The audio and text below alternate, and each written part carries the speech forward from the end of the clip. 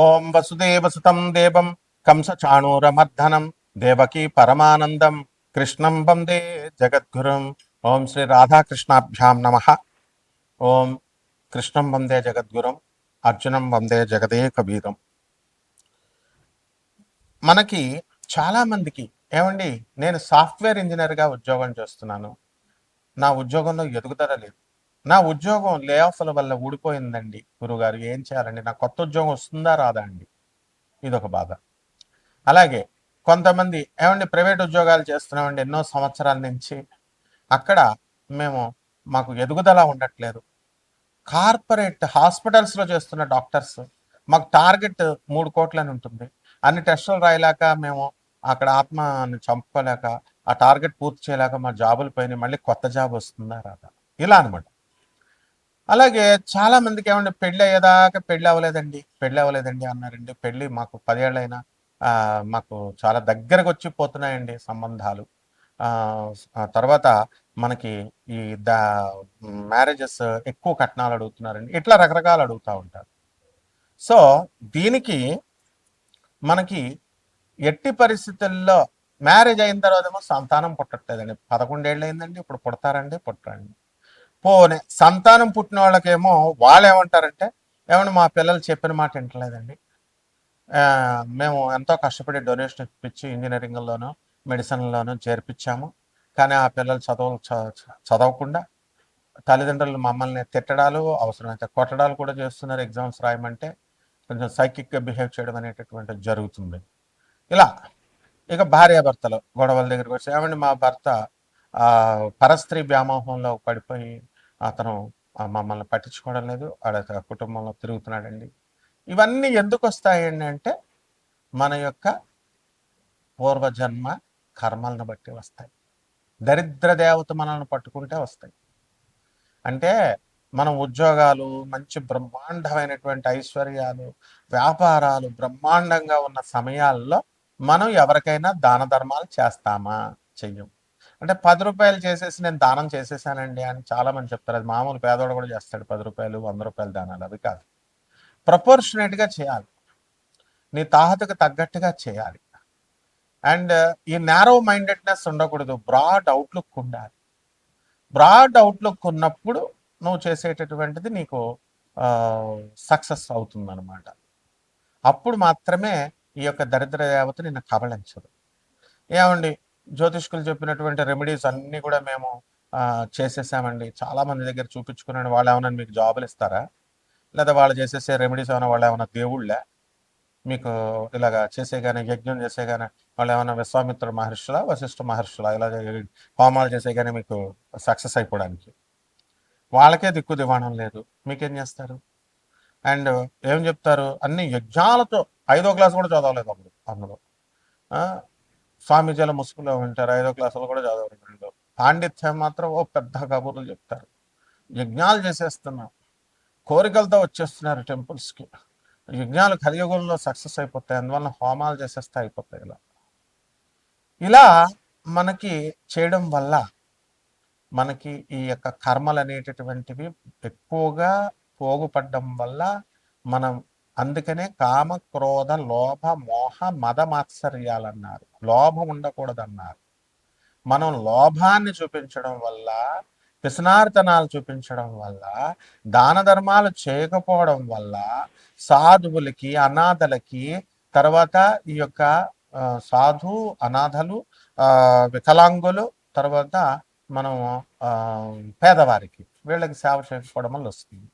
ఇప్పుడు చూడండి, ఉదాహరణకి అక్షయ తృతీయ రోజున ఈ వస్తువు కొంటే కోటీశ్వరులు అని పెట్టారనుకోండి, 1,00,000 మంది వస్తారు. అక్షయ తృతీయ రోజున ఈ దానాలు చేయాలంటే 10 మంది కూడా చూడలేదు. అంటే మంచి చెప్తే చూడరు, మీకు కోట్లు వస్తాయి, లక్షలు వస్తాయి, ఎంతమంది మీకు ఇవి వస్తాయి, మిమ్మల్ని ఇంతమంది అమ్మాయిలు అభిమానిస్తారు, మీ వెనక పడతారంటే చూస్తారు. సత్యం ప్రాక్టికాలిటీగా మనం చెప్తే, నేను చెప్తుంటే ఎక్కదు. అండ్ నెక్స్ట్ ఇంకోటి ఏంటంటే, ఇది కోటాను కోట్ల మందికి కామన్ ప్లాట్ఫామ్ మీద చెప్పబడేటటువంటి జ్యోతిష్యం ఇది. ఇది మీ వ్యక్తిగత జాతకాలను బట్టి చూసినప్పుడు తెలుస్తుంది, వరల్డ్ అంతా తెలుసు. నేను ఎట్టి పరిస్థితుల్లో కూడా మేము కమర్షియల్ కాదు, నాన్ కమర్షియల్ అని తెలుసు. మా పేరు చెప్పి వేరే ఛానల్స్లో మా నెంబర్లు ఉన్నటువంటి వాళ్ళు, వాళ్ళు వేలాది రూపాయలు ఉపాసనకు కానీ, యక్షిని సాధనకు కానీ, లేదా వేరే జాతకాలకు కానీ, లేదా రెమెడీస్ కానీ అడిగినా మాకు సంబంధం లేదు. అదంతా కూడా ఏంటంటే టైటిల్స్తో కూడా నాకు సంబంధం లేదు. కేవలం మీకు మంచి మార్గాన్ని జగద్గురువుల్ని చూపించడం వరకు నా బాధ్యత.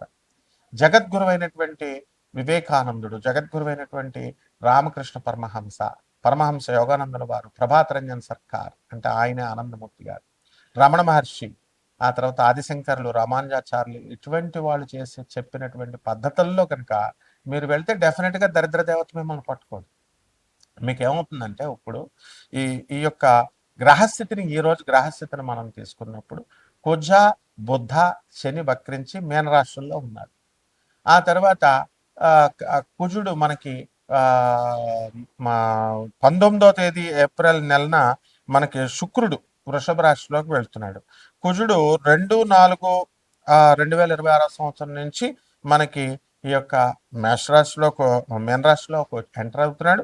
తర్వాత మేషరాశిలోకి 11 మే 2026 సంవత్సరంలో మనకి మేషరాశిలోకి వస్తున్నాడు. అక్కడి నుంచి మీకు ఏమవుతుందంటే ఈ మేషరాశిలోకి వచ్చిన తర్వాత కొంచెం కష్టాలు తగ్గుతాయి. అంతవరకు కూడా ఇప్పుడు మిమ్మల్ని దరిద్ర దేవత పీడిస్తుంది అన్ని రాశుల వారిని. దీని నుంచి మనం తప్పించుకోవాలంటే ఏమంటే రెమెడీస్ చెప్పండి గురువుగారు అని చాలా మంది అడుగుతారు. అంటే నువ్వు కూర్చొని నువ్వు పసుపు కుంకాలు వేసేసి దీపాలు పెట్టేసి అగరబత్తులు పెట్టేసి నేను సాధన చేసేస్తున్నా, నేను ఉపాసన చేసేస్తున్నా అంటారు. చాలా మంది చూడండి గురువులు కూడా మేము సాధనలో ఉన్నాం, హోమాలు చేస్తున్నాం, పూజలు. ప్రతి అమ్మమ్మ చేస్తుంది, ఇంట్లో ఉన్న ప్రతి ముసలమ్మ దీపం వెలిగిస్తుంది, కుంకుమ వేస్తుంది, పసుపు వేస్తుంది, అగరబత్తి వేస్తుంది. కాబట్టి మనం ఏదో స్పెషల్గా సాధన చేసేయడానికి ఏదో దేవతల కిందకి భూమి మీదకి దిగొచ్చేసి మీకు ఏదో స్పెషల్ వరాలు ఏమి ఇచ్చేది. కాబట్టి ఈ మానేసేయండి. ఎప్పుడైతే ఆర్భాటాలకు తక్కువగా ఉంటారో అప్పుడే మీకు దరిద్ర దేవత వదిలేస్తుంది అనమాట. కాబట్టి ఈ దరిద్ర దేవతనికి నీట్నెస్ ఉండాలి. నీట్నెస్ అంటే ఇల్లు నీట్నెస్ ఇలా ఇలా కొడతా ఉంటారు సోఫాలు అస్తమానం.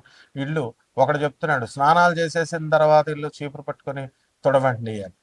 అంత ఇది అవసరం లేదమ్మా, స్నానాలు చేయకముందు తుడవచ్చు, తర్వాత స్నానాలు చేసేయచ్చు. మరీ చదస్తంగా వీడేదో ఇచ్చేసేటట్లు డబ్బులు, వీడేదో సమస్యలందరికీ పరిష్కారం చేసేటట్లు నాన్ సెన్స్ బోధించొద్దు. Be very practical.